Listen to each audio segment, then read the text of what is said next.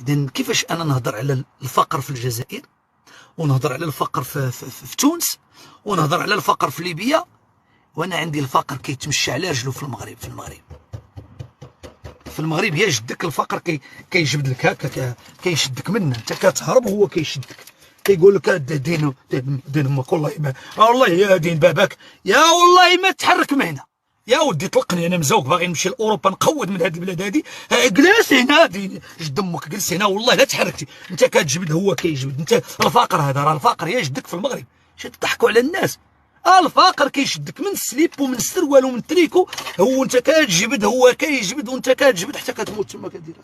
مات مسكين رحمه الله، باش مات في المغرب مقودة عليه، ما كانش مقودة عليه، فقير مات فقير، كبر فقير، عاش فقير، مات فقير.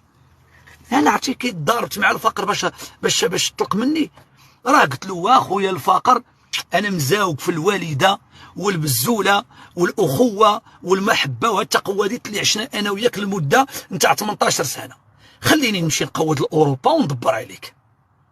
هذا الفقر شو الحقيقه راه هذه.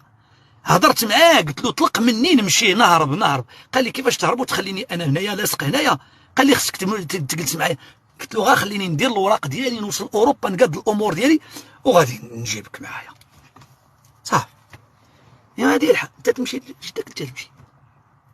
هاد الشيء والله ما كتبغيو تقبلوا على بلادكم، وانا غير كنحاول نضحك معاكم، راه ما كنبغيش نتعصب، ما بغيت نسب ولا نعاير ولا نشتم ولا نقول حتى شي، راه كنقول لكم الواقع اللي كيعيشوا المواطن المغربي في المغرب. كيجيك واحد الانسان وكيقول لك احنا ما عندناش الجوع، احنا ما عندناش الفقر، احنا هاربين،